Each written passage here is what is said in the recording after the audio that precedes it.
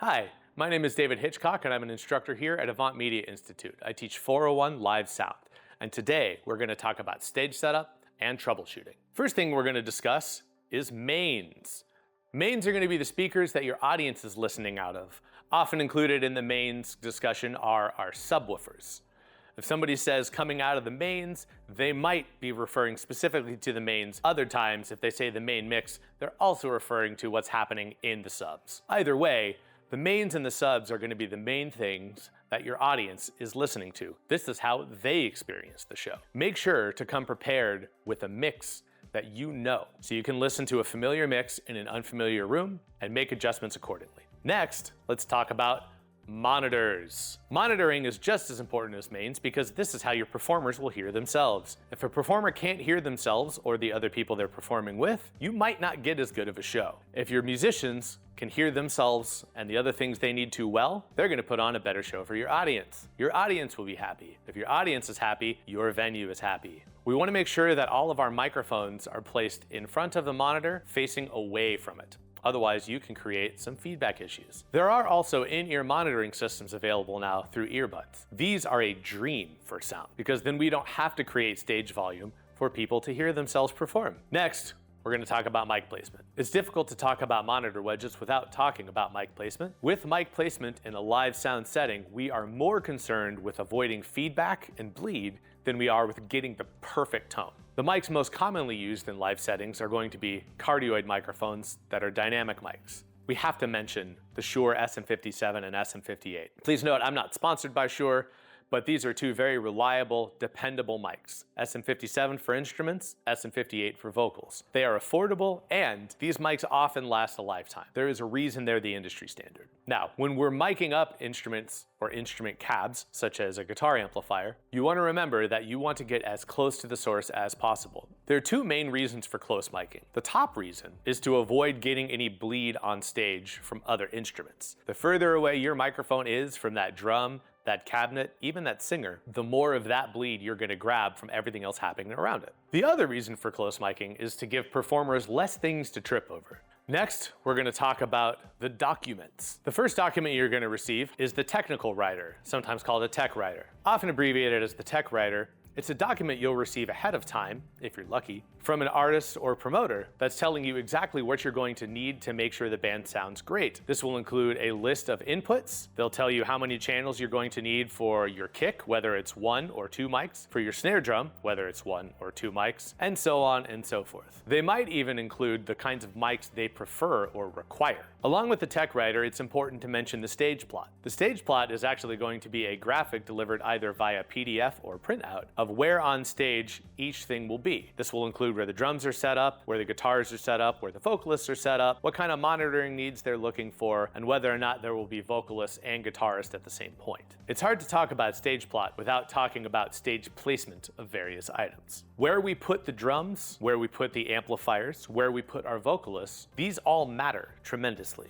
Drums are most commonly placed back center. This is done for a number of reasons. The stage volume from drums is often going to be the loudest. Next, we can talk about where to place the guitar amps. I'm including bass amplifiers in this as well, although often enough we'll run bass signal DI to eliminate stage volume and give the sound engineer more control over what that bass tone is doing. This does mean that the bassist won't have an amp to monitor from, and you will need to send more bass through his monitor and probably other folks' monitors as well. Now for guitar amp placement, the size of the stage actually matters quite a bit. If we're in a large room with a big stage, you can have those guitar amps facing forward so all the fans can read the logo and see how awesome that guitar setup is. That stage volume and projection will not make hardly any difference. When you're in a mid-size and certainly a small venue, all of a sudden the direction of that guitar amp matters quite a bit. Leaving aside for the moment how loud the amplifier is set to, we can in fact help with that volume by angling the amp away from the audience and setting it up parallel to the sidewalls. This accomplishes two things. The first, already mentioned, is you're reducing the amount of stage volume that's reaching the audience's ears from those amplifiers. The second, the drummer is actually going to have an easier time hearing those guitars. Either way, if you set up guitar amplifiers parallel to the sides, you are making sure that you do not have an inappropriate amount of stage volume bleeding into your main mix. This gives you more control over the listener's experience. And then of course, we have to talk about we're replacing the vocal mics. Now, vocal mics belong directly in front of the monitor with the mic facing directly away from it. This eliminates bleed from the monitor and reduces the potential of feedback. Now, with vocal mics, it is almost certain that you will get bleed from other instruments, unless, again, you are on a very large stage. Some people will use gates to overcome this. I personally just fader ride. I pay attention to what's happening with the vocalist, and I make sure to move that mic fader down when they're not singing in the mic for an extended period of time, especially if they move from out in front of it, because then I'm just getting more drums. Next, let's talk about stage volume. When we talk about stage volume, what we're discussing is the volume that the instruments on stage are producing. The greatest amount of stage volume that we'll deal with is almost certainly going to be from the drum kit. I can't even remember how many rooms I've worked in where we didn't need to mic the cymbals, perhaps other than the hi-hat, to get a full delivery of the performance. That doesn't mean you don't put mics on them, particularly if you're recording this for a live mix later. It just means you're not going to send those mics through your main mix. Stage volume is also produced by amplifiers. So if you have a bass amp or a guitar amp, the settings of that amp are going to determine quite a bit how much you're receiving on stage. I dealt with a band once where I gave them the option. I said, if you want to continue to sound like a punk band in a small venue, that your instrumentation is all bleeding together and that's the experience you're looking for, then by all means, leave your amps where they are. If you would like me to get a cleaner mix for you so the audience can hear everything that's going on, it will sound more polished and a little less punk rock, then we need to turn those amplifiers down. They left their amplifiers up, but I gave them the option. For most bands, I will simply tell them they need to bring their amplifiers down if given the option. But that means that I have to prove myself with my mix. Next, we're going to talk about troubleshooting. One of the biggest things you're going to run into in live sound is the opportunity to troubleshoot, to fix problems as they arise. A very important strategy here is to have thought ahead to as many circumstances as you can. But if you have contingency plans done ahead of time, then when things come up, you can solve them quickly without having to figure it out in real time. In fact, sometimes you will have shows where you have multiple problems to solve at once. If you have plans already in place for some of them, then you can dedicate the rest of your energy to solving that new problem that you hadn't thought ahead for. If you haven't planned ahead, then you'll have to divide that energy between all of these problems happening at once. The best thing you can possibly do to avoid this is to troubleshoot ahead of time. Massive parts of troubleshooting would include line testing things before you gaff them down. Following that, knowing where replacements are if something should go out during the set. There are other troubles that come up, such as a power grid malfunction, where the mains in your venue go out but not anything else. I can't highlight enough. Being able to troubleshoot on the fly and improvise under pressure is a must, but the things that will help you are a great knowledge of the fundamentals, knowing where everything is in your venue, and planning for as many things ahead of time as you know how to plan for. One last note on this, I often have my own SM58 and SM57 with me in my bag, as well as a few extra cables, including instrument cables, to make sure that if something goes wrong on the artist's part, I have a solution for them. Next, we get to talk about feedback.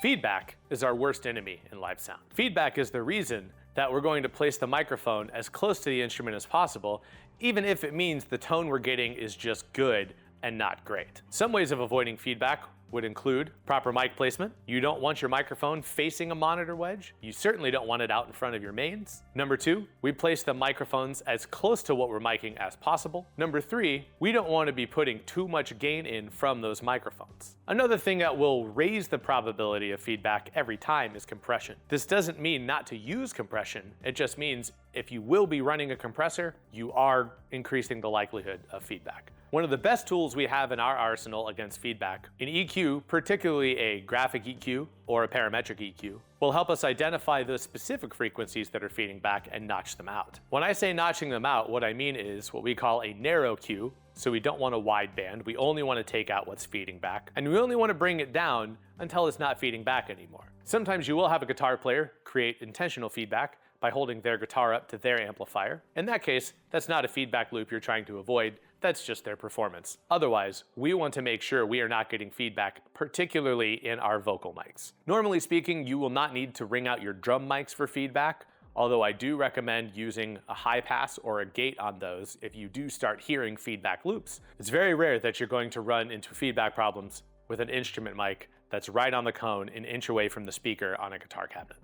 Now, we're going to talk about monitoring. When talking about monitoring, one of the first things we want to consider is tuning those monitors. This means that we're going to take out problem frequencies from those monitors. The main problem frequencies, of course, are going to be the ones that create feedback between the monitor and the vocalist. One of the ways to do this is to aim that vocal mic directly down at the monitor, preferably before anyone else is in the venue, and take note of where that feedback loop is created. You can then go and pull that out of your monitor mix. This ensures that as a vocalist runs around stage and perhaps swings their microphone every which way, that there's no feedback that comes from that. I do tell my vocalists that using proper mic technique is very important, and I give them an option. I tell them either they can have a loud monitor mix or they can cup their mic. Cupping the mic is going to almost certainly create a feedback loop if it gets too close to that monitor wedge. We can also talk about monitoring for the artists themselves. Different artists are going to want different mixes through their monitors. The lead vocalist will say, I need to hear my voice, I need to hear some of the keyboards or guitars or some other point of reference, and that's it. A guitarist on stage right may need to hear the guitar from stage left, particularly if they're going to be playing a lot of guitar harmonies together. The drum wedge,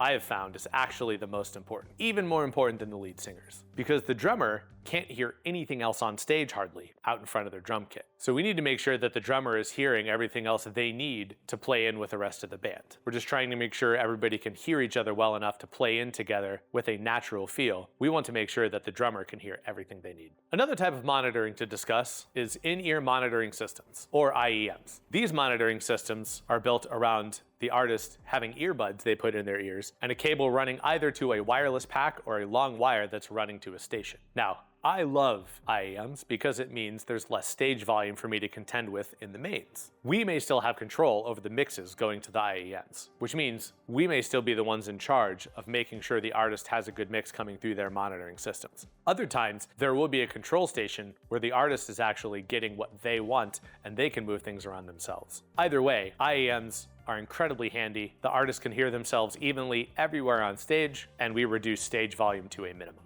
Now, troubleshooting for IEMs all needs to happen in advance, much like troubleshooting for monitor wedges. Once the show has begun, it becomes very difficult to troubleshoot, particularly under the radar, anything happening with monitoring. If somebody is desiring more click track or other tracks in their IEMs, you'll need to make sure that you've routed your signal properly. That's why signal routing and troubleshooting all of that ahead of time becomes so important. And that's everything. Thank you so much for tuning in today. If you'd like to learn more about this subject, please come check us out at AvantMediaInstitute.com.